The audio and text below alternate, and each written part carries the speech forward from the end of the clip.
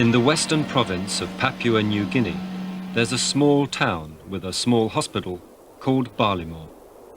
It's one of the remotest places on Earth, surrounded by 10,000 square miles of jungle and swamp.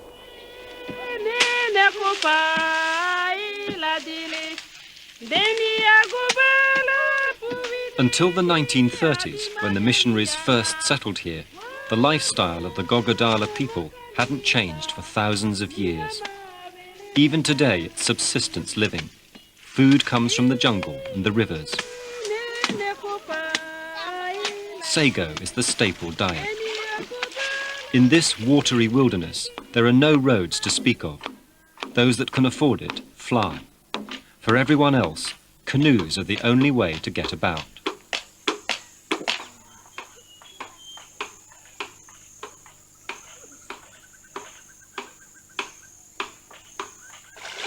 Graham Zirk has spent 6 years here as a missionary doctor. And he has a burning mission, to bring the benefits of modern medicine to the far-flung tribes of this region. Much of the work is away from Balimo Hospital on patrol. The medicine isn't really the problem. These days most diseases are curable. But reaching the sick people is. That's why I came up with the idea for a hovercraft. Dragging through this jolly grass is enough of a nuisance at this time of year when the water's high. But during the dry, you're actually pushing across mud, and it's twice as hard. And so it's easy to see where the inspiration for a hovercraft came, where you could have something that could just go straight over the lot of the stuff.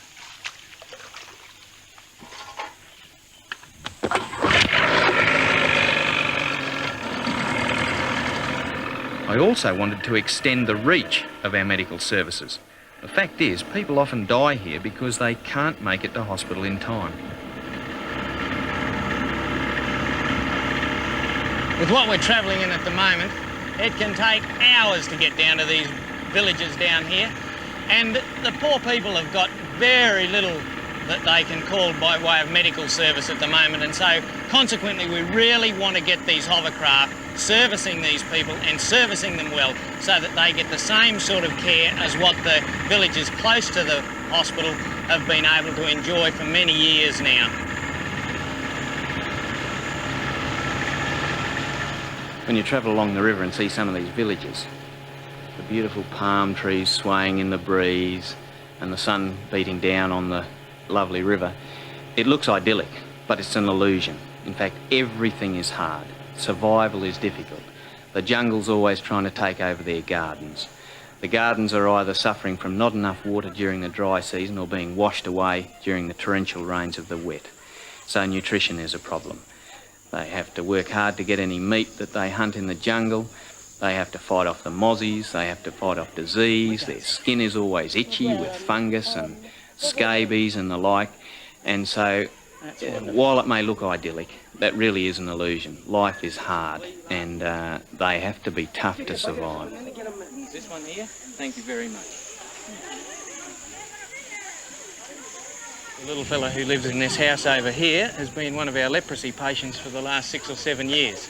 He's actually a very smart little boy who did well at school. Hello, Mickey. How are you? Going to give us a look at your leg and your hand? Righto, mate. Do you mind if I come in? Is that okay?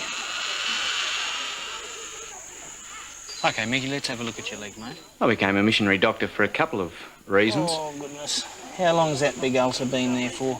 It was an opportunity to practice what I preach, and also it really is a fantastic way to practice medicine, because the work back in Australia, it's good, but you know that if you're not there, there are thousands of others who could do just the same work, whereas in a place like this, you come and you can actually make a significant difference, not just to the individuals who you treat, but to whole villages, and that really is very professionally satisfying. At the moment at Balimo, the surgeon who does leprosy surgery work to help get your hands straightened out and working a bit better is there. So I think it's a good idea for you to come back to Balimo with us. What do you think about that? Is that okay? A hovercraft seemed the perfect answer to Zirk. The only problem was how to get hold of one. He contacted HoverAid in the UK, and they took up his challenge.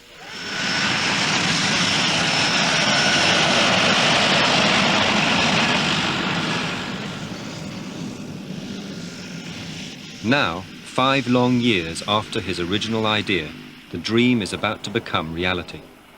An expedition from Britain is bringing 2 craft to set up a hover doctor service for Balimo Hospital. The team leader is Wing Commander Gordon Goodman. Back in Britain, he's a navigator in the Royal Air Force. Ahead lies a tough challenge. He and his team must create a hover doctor service in a country they've never seen, and in conditions that even a hovercraft will find difficult. Their base for the next few months will be this empty mission house.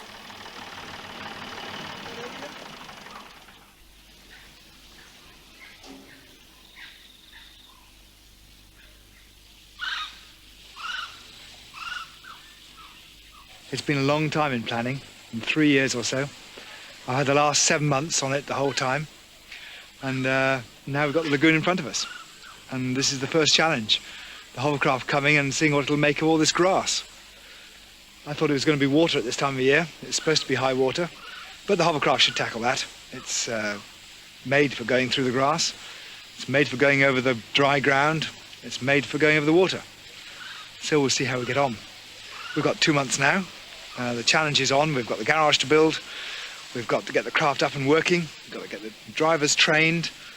And then we've got to see just how far the whole thing can go and see whether we can take these hovercraft as far east, north, south, and west that the hospital goes to. And that's the challenge the next couple of months. But it's nice to be here.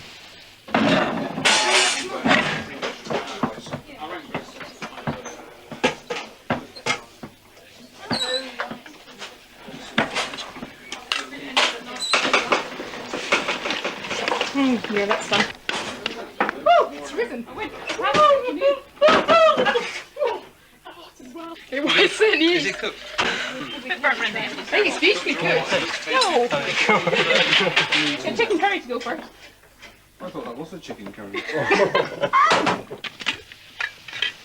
Grabs up! The expedition members come from every walk of life, but they share 2 things: their Christianity and a determination to make the hover doctor service succeed. Let's hush for a bit of grace. Lord, we thank you very much for this food on this beautiful evening on your day. Amen. Food is mostly military rations. The team have all helped raise money for the expedition and to buy the hovercraft. It's come from their own pockets, from churches, and from sponsorship. Would anybody like some tea? Yes, please. Oh, that would be nice. Thank you. I need a hot shower. It's the pile, but like this. I'm afraid it's on the weak side. There weren't that many tea bags in there after all. They're a mixed bunch: engineers, doctors, and other professionals, and 2 medical students here as part of their course, Aileen Boyd and Sarah Williams. Papua New Guinea is a place that I've always been very excited by. It seems to be a country of great deal of mystery. And also the healthcare here is much more basic than at home.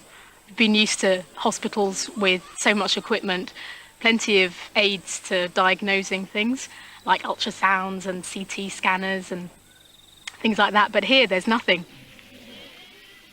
The hospital at Balimo looks after 35,000 people. For this, they've got 2 doctors and 37 full-time nursing staff.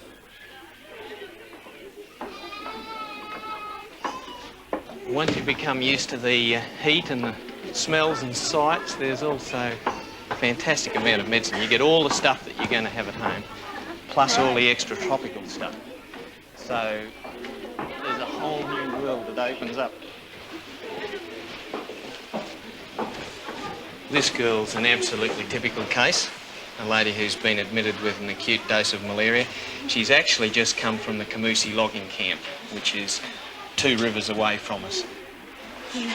This girl, for example, has got an enlarged spleen. You'll feel more spleens here than you will in a lifetime Cambridge or Oxford, that's for sure. Have a feel. Have a feel, yes. MCM, Kabigabigali. Oh, yeah. And here's a poor chap who's looked like he's had a few rounds with a saber-toothed tiger, but in fact it's a far more common injury for around here, and that's pig bites, where he's had multiple injuries from a pig.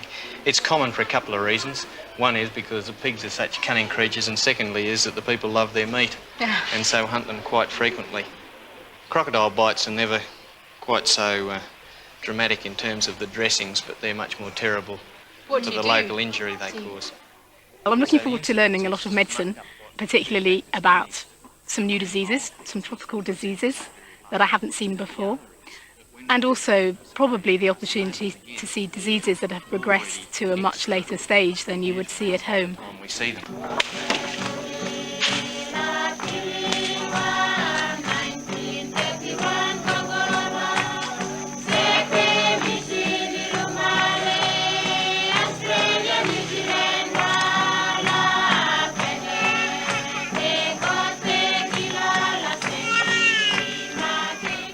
The first hovercraft has arrived safely, but there's still a lot of work to do.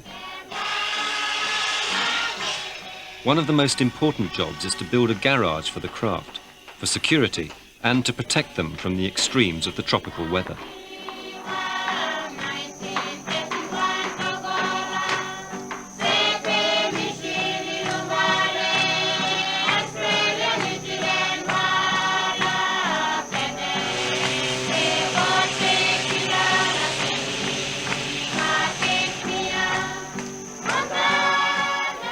Four weeks later, the second hovercraft is finally here, and the real work of testing and exploring can begin.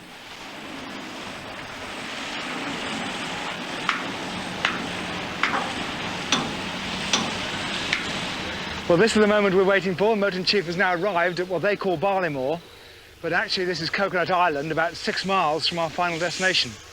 And you can see on the Motor in Chief the hovercraft is there under tarpaulins, and it's looking great.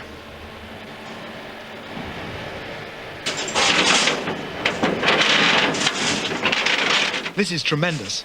Now finally we've got both hovercraft here. It's an exciting moment, but I also realise the real job is about to begin. I'm a bit concerned to see just how well these craft are going to operate. We're going to take them long distances. We're going to take them to places they've never been. We've just tested them on a quarry in England so far, and now we've got to really try them out. Down. It's got to go out further. Take it down.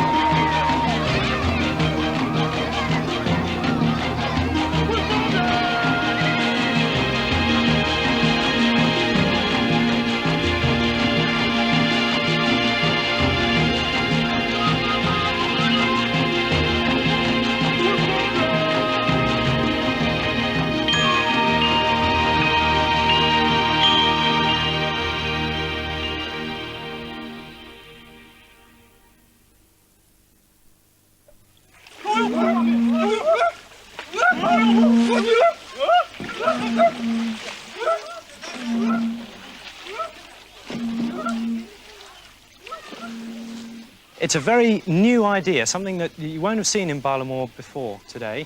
If you can imagine one of your local four-wheel drives, one of your Range Rovers or Land Cruisers, without wheels. A crucial aim of the expedition is to train a team of locals to drive and maintain the hovercraft. Big cushion of air. And that's how it's Graham Benke's job to show them how. The way it works is by a couple of fans inside the hovercraft itself. One of them is here, and it draws air in through a hole in the top of the hovercraft and blows it down underneath, like this. And this air gets trapped by the the big bag underneath, and the amount of air increases, so the pressure of air increases, okay? And this slowly lifts the hovercraft up off the ground. To move it forward, we have more air passing through 2 fans at the side on the back, okay? And they come in and they're blown out the back by these big fans, and that pushes the hovercraft forward.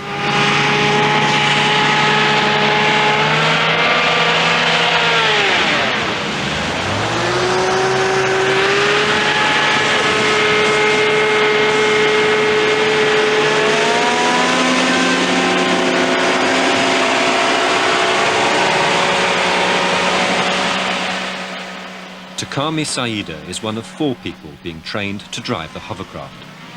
I was scared because it was new to me and then it was a bit fast. When I first drove it, it was a bit difficult to me because tractors are a bit different than hovercraft.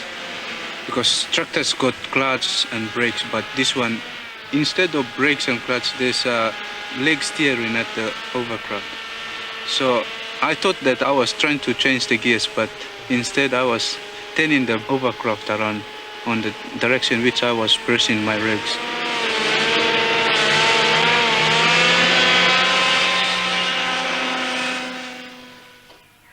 This is actually quite a frustrating time. The hovercraft are working, but they're not working well, and they're not working up to specification. The engineers are gradually improving things, but we seem to be spending more and more time in the garage, when I want to get out and about and see how far we can go. Handfuls, and then you can sort of keep on draining it out and see if there's any more water in the bottom there. Second organ going in. You got it, Michael? Yep, I've got it. I think That's all right. that's good. Made for it. All my expeditions have been very military, and therefore I've always had a higher command to go to. Here we're out on our own. We've raised the money to come out as a group of Christians. We've got to do the job as a group now. If we want anything, we've got to send for it from here. We can't just pass the buck. Hey, look, you're tipping it. Yeah. No, just lift it up. Gordon. Yes. Well, they must have done. Give them a shout from the hospital, because they know they're taking you. The frustrations of Papua New Guinea, I suppose, are much the same as any third world country. Oh, for goodness sake, can't people do as they're told? We come from a land where communication is easy, telephones are easy, the roads are there, and so communication is taken for granted. Here, the opposite is true. Why did they go without you? So I never expected the infrastructure to be easy, and it will cause a continuous frustration, but nothing unexpected. Try getting them on the radio from the hovercraft and bring them back. Okay, can you reach them from there? Thanks so much. Cheers, Paul. Goodness me. Goodness me. The main purpose of the expedition is to get to the Fly River by hovercraft. The area is so remote, there are villages here with no effective medical services at all. From the aerial recce, there seem to be 2 possible routes. Downriver to the Fly estuary, but that's open water and probably too dangerous for the hovercraft, or upriver to Ali, and then cutting south through the swamps. This is a forest just south of Ali, and that's no good for us at all. It's far too thick. So what I'm looking for as we come up to Ali now is a gap with a creek that goes south from Ali, and that should take us most of the way. There's the creek we want to follow. Keep going. It looks like it's going straight south. Well, it's fairly thick in places, but it's worth a try to see how far south we can go.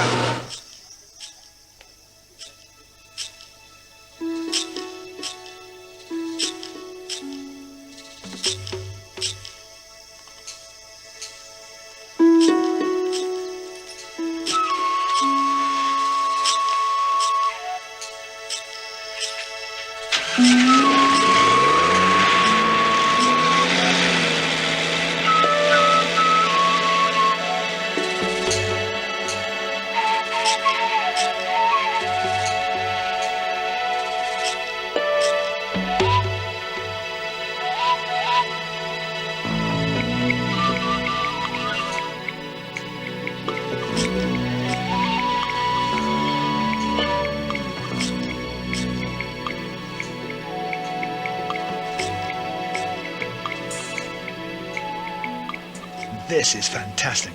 Just what I've been looking forward to most. Going into the unknown and exploring and seeing just how far these craft can go. Navigation-wise, we've got a global positioning system on board, so it should be easy. But actually, it's quite hard. The maps are old, the rivers are constantly changing course. The reality is, it all looks the same. There are no major features to work on.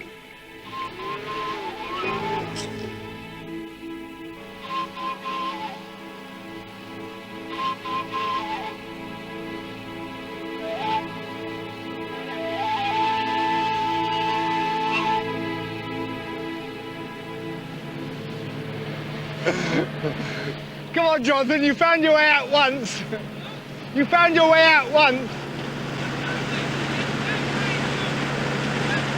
Can't go through there.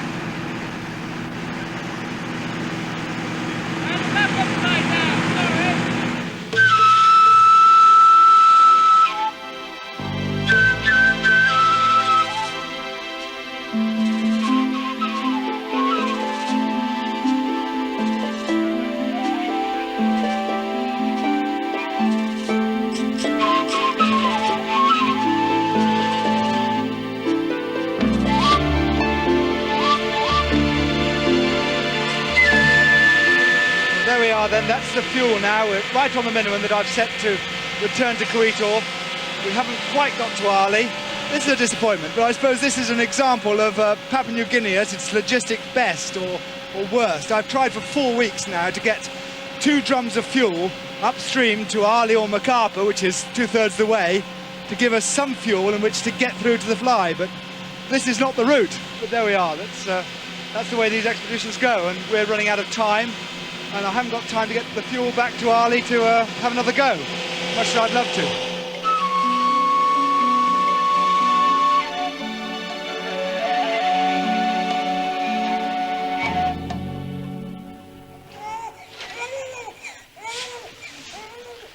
Nagalade. Yung na tebe. Atapia. Gibap giemtad. Almost need to give after. The labour ward's a happy place because these people really love their children, but the success of our medical work in reducing infant mortality, making people live longer, has in fact been a sweet irony in many respects because it's led to a population explosion. Therefore, meaning we have to redouble our efforts towards family planning in the medical work that we're doing, not just here, but also out on the patrols that the clinic staff do. Bundle all ready? Yeah. Okay, when you feel the pain here, that's when you push hard, okay? It's well over an hour now since this lady was in second stage of labour. The baby's heart rate is just starting to slow down a little bit, so Sister's going to apply a vacuum extractor to expedite the delivery.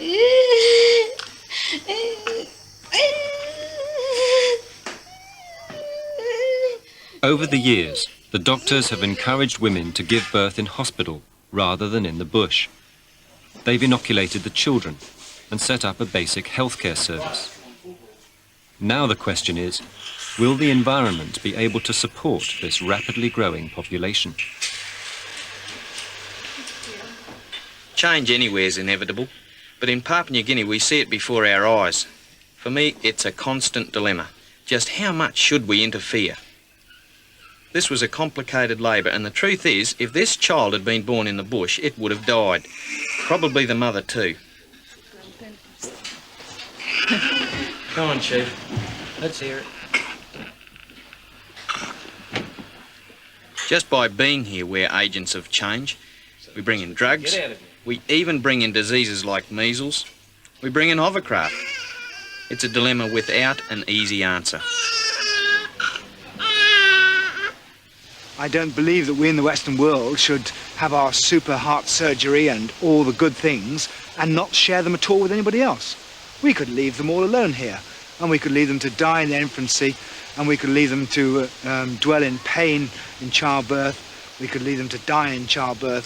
We could leave them to die young. Instead, we come here with cures for leprosy, we come here with our surgical abilities, we come here with the antivenin to help the snake bites, so that fathers live, brothers live, mothers live, children live. I don't believe we can ever deny that from our Western culture to anybody. And we've just done a little bit here at Balimo and this area of the Gogodala people to help them. There's certainly nothing wrong with that. I believe it's our moral, social and Christian duty to do so. A vital part of the medical work is going out to the villages for regular clinics. I think one of the happiest times is being out on patrol with the nurses, just enjoying their company and enjoying sharing with them about their lives out here and learning from them. Oh my word, I think we're gonna have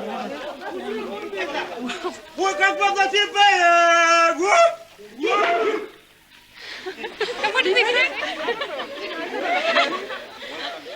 Oh, welcome. Oh, welcome. It was a lead to hear it. Let's have a quick look at that. It was fun after there. What happened there? Oh, look. Oh, it's just the immunisations.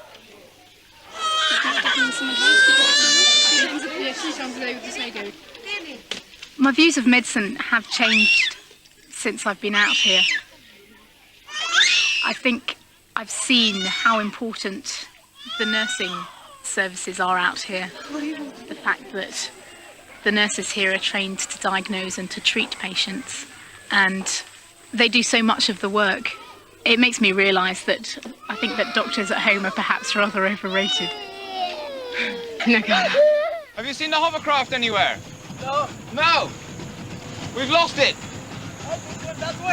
It could be somewhere in here, we've no idea. It's broken down, we've heard, and we can't find it anywhere. You haven't seen it? Things are starting to go wrong. Steve Moody is the chief hovercraft engineer. It's a big place. It's a big place. If only I could get 5 feet up in the air, I could see it. The problem when you've got 10 to 15 miles of flat water, loads of grass around. Have you had this problem before? No, things have been pretty smooth up till now. With the actual craft, it's gone well, very well. We're slowly making improvements. We had some problems with it first of all, but we're slowly getting it more operational. But this is a bit of a downer. The trouble is with this grass, it grows up 4 or 5 feet in some places, and the craft has settled down to about 3 or 4 feet. So it could be anywhere in there. That's the track where the hovercraft goes up there. That's why the craft is here, because it can go anywhere, but unfortunately it went anywhere and it's broken down there.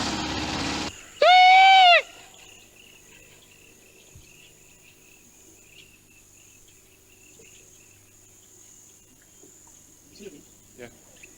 Far away, 500 metres. 100 metres. Can we get them? Looks like it's straight through grass. Skin test with sterile water. We're not going to put the needle in. It's good learning from the nurses how to immunise. This is a subcut. Measles. Right, good. Measles, so I'm giving it subcutaneously. Yeah, that's fine. No, they don't teach us this sort of thing in England. I think that the nurses enjoy teaching us. That's a bit close. So you're going to be practicing on the people here, are you? Absolutely. Don't do it. It was difficult to persuade them that they should teach us what to do, because they think that we know all those things. But when we persuaded them that we don't really know what we're doing, they were very happy to step in and help us out. There's often an attitude at home that they should be learning from us, but I mean, that's such a ridiculous attitude, because we're all working with the same goal in mind. Sorry. You're learning plenty here, Sarah. I certainly am, yes, and it's good to get some experience at this immunisation stuff. What's the importance of this sort of care? Oh, it's really good. They've got a very good healthcare system here, primary healthcare, so that if you immunise the kids now, you save less money, save more money on hospital treatment later on, so they don't need to get all these illnesses. Does it come as a shock to you, this sort of treatment? It's a bit rough and ready, isn't it? How are you coping? Am I coping? I'm loving it. It's great. It's much more fun than GP surgery at home doing this sort of thing. Found a narrow channel which may get into their direction, but it's only just wide enough clear of weed so we don't foul our proper. This channel is just wide enough for an 18-inch wide dugout canoe, and we're taking a 5-foot boat through here. But we're going in the right direction, that's one thing. Have you seen the hovercraft anywhere? Thank you!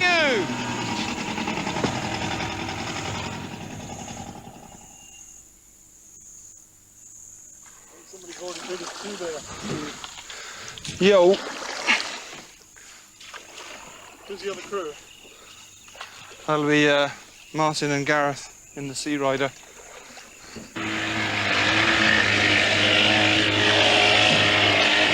What's your problem?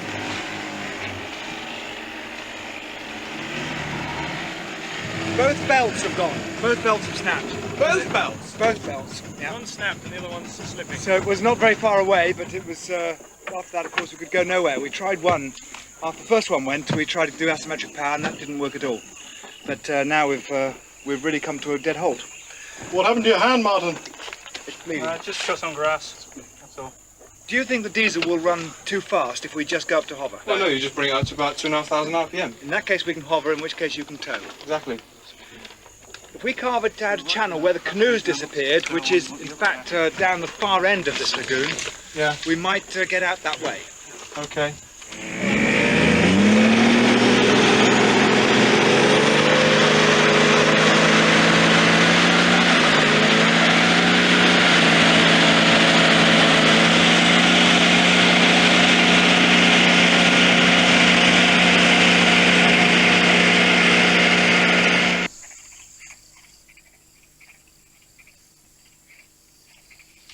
One of the things that we've got to do to get up now from the UK is what we've got, the situation that's happened on this pulley is we've had the wear on this pulley, okay, down in here, and what that's caused is a premature failure in the belt. Now whether it's due to the belt or the pulley, we're not sure what's gone first, but this belt has gone.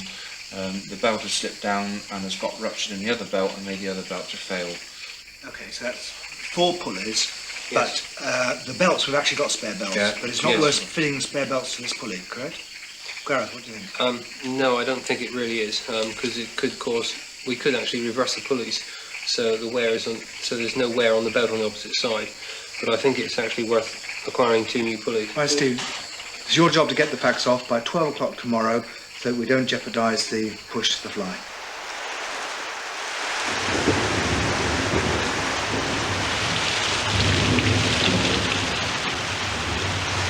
The drought is off. You can officially have showers now as much as you want. Can we flush the toilet? You can flush the toilet as well.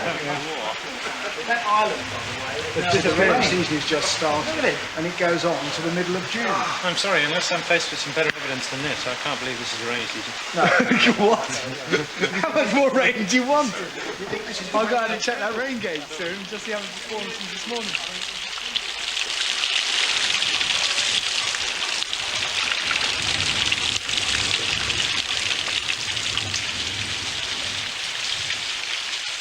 The southeast dry has turned into a southeast wet. The airstrip's closed. We've got a broken hovercraft that needs spare parts to come in from overseas. It can't be fixed until we do get those parts, which needs the airstrip to be open. So until this weather settles down, so we're left with an expedition that can't go ahead. If the expedition can't go ahead, it means that the testing of how far we can go with the medical work can't go ahead as well. So as we look out at the weather here, we just think of what could be at the moment.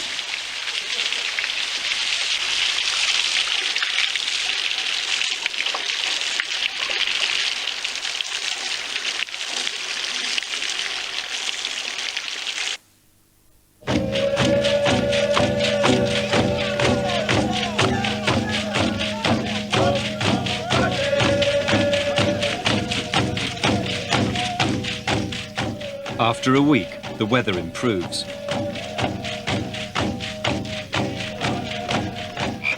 It seems as though there's just a small bit around the front. The spare parts have finally arrived from the UK. But with time running out, the engineers are spending every daylight hour preparing the hovercraft. Well, what we need to do now is to look in the manual and actually check what deflection we should be getting there. Having failed to reach the Fly River by the swamps at Ali, there's only one option left, the dangerous route, out into the estuary. And which you can adjust on there, can't you? Yeah, you can adjust on there, but so it's a set, factory set. And the inside belt seems to be... Then, out of the blue, comes an emergency, a real test for the hovercraft. We've just had a call from a porter about an hour and a half downriver that they've got a bloke there who's really sick with a death adder bite and they have no anti-venom to be able to treat him. So we've got to get down there quickly to be able to treat him. There, stigmine and atropine and anti-venom. Death adder and black snake. Death adder, expiry date 695.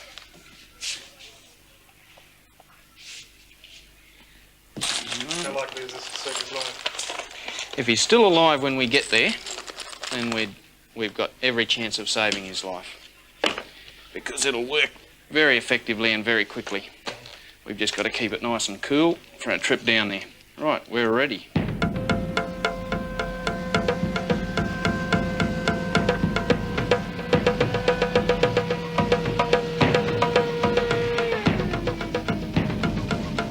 Awa. Don't go off, just go straight. When you hit the grass, lift up the front. Lift the front up. No, with your feet. Both feet when you come in and hit the grass. Lift the front up. Right, like this now. Lift the front. Awa. Here, let's swap. I'll show you what I mean.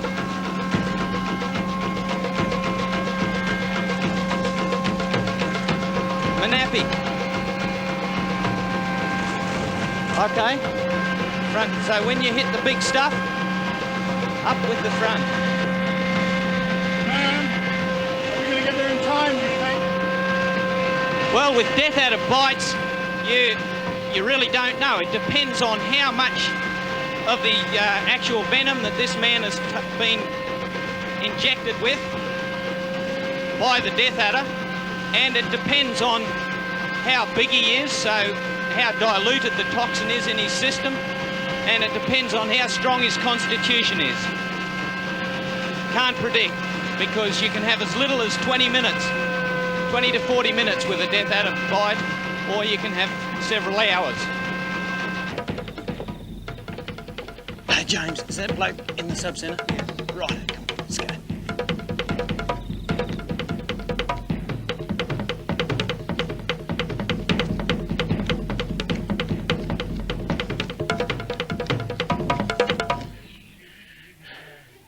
Was it a death adder?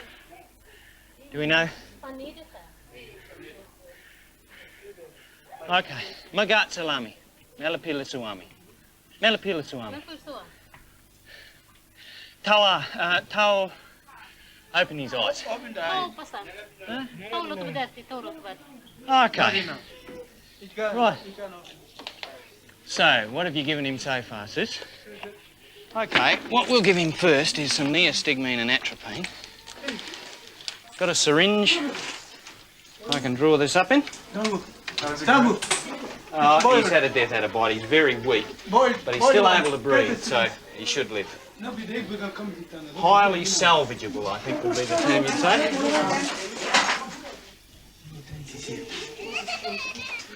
Right. We'll soon see whether this is going to work. Give him a bit of Kamali beggar. Now, is the drip running all right? Turn it on fast to us here. Good, it's going. Oh, OK, well, there. That'll make you feel better soon. We'll actually put another needle in your other hand now, too. Get a bigger one in. Right, you ready? Needle. Tough.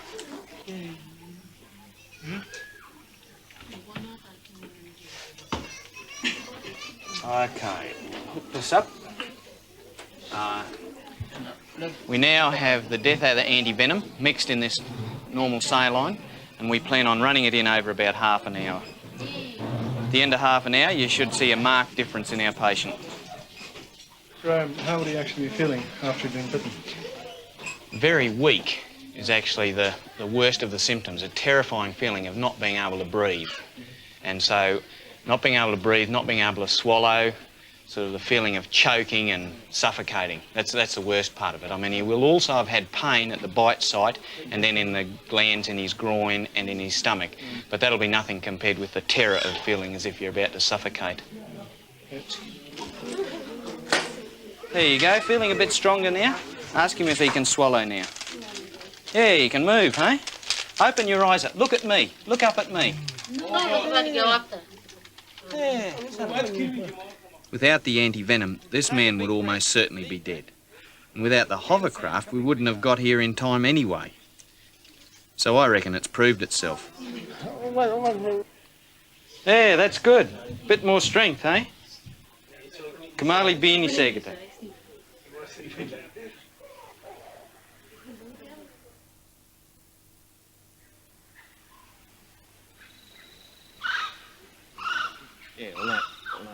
Local emergencies are one thing, but the expedition still has to reach the Fly River.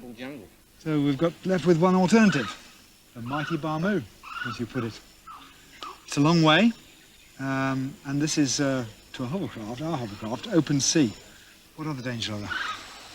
Well, seeing it's so much open water there, I mean, it's just going to be the difficult conditions with the wind blowing against these craft.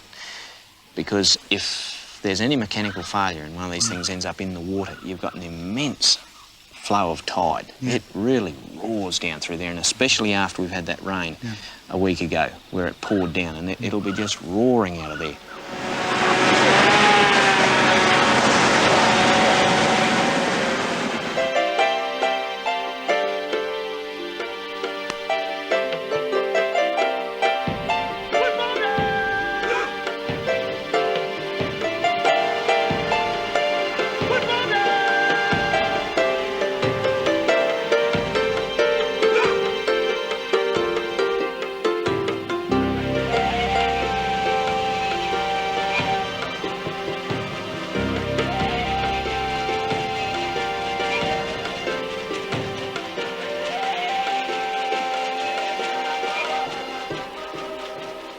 This is the real test for the hovercraft.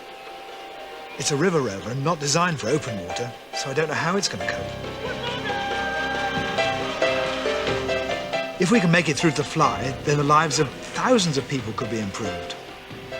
And if we don't make it, well, I pray we don't break down, because this is crocodile country.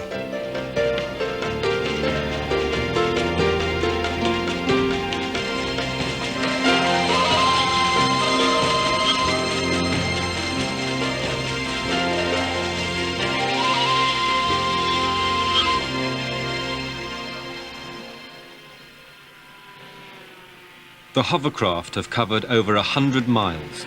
That's already 50 miles and many villages more than the hospital has ever reached before. Sisiyami is the last chance for fuel. It's a mission station run by Father Ron Balimo. Good to see you here. Sorry we didn't radio first, but we did on the spur of the moment. It's just beautiful. Yeah. You came this morning? No, we camped around the other side of the island last night. Okay. And we decided to come and see you this morning. What we're trying to do from here is to go to the Fly. Now, can you tell us about the conditions we're going to expect from here, past your end of your island and down through the passage? There are a few conditions. You have to meet the wind and also the tides. Okay. Tides are, at this time of the year, we're going towards full moon, so very strong tide. It can be dangerous if you meet the big tide. The tide can be up to 6 feet, 7 feet high. Feet. A wall of water to meet you. So a tidal bore. So you have to be careful when you meet it. But not now. No, you'll be okay. Okay, This right. time, that's why it's good to go about with the fair tides. enough. Are we going to meet other dangers such as crocodiles this time of year?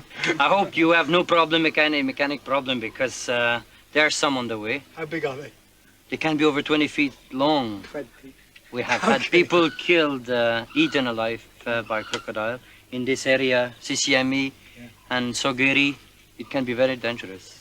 If you stop on the way, don't go outside of the hovercraft too far away. Okay.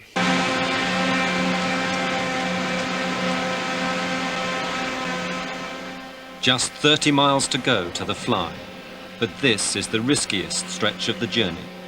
The estuary, with big waves, strong winds, and dangerous tidal areas.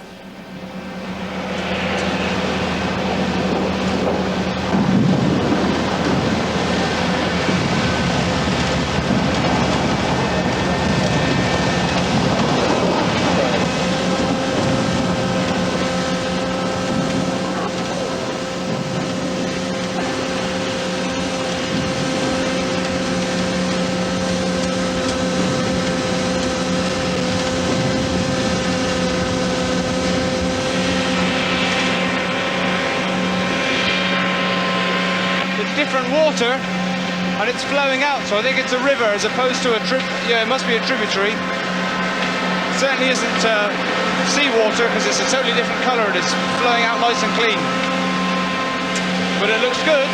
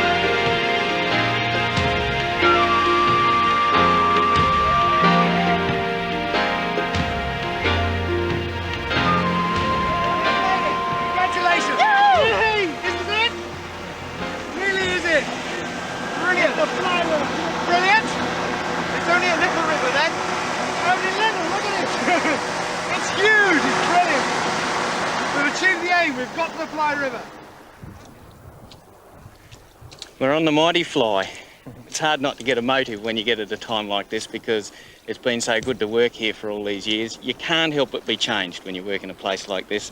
All of a sudden you're actually doing something that seems to be very significant and changing a whole lot of lives, and that's always good to be able to think that now we can extend the sort of service we've given to people close around Balimo even way out here onto the Fly River, and we can really look forward to seeing what the future will bring for these people. It's great. Morning. Morning. Hello. Which is your village? Seguero. Tabo village.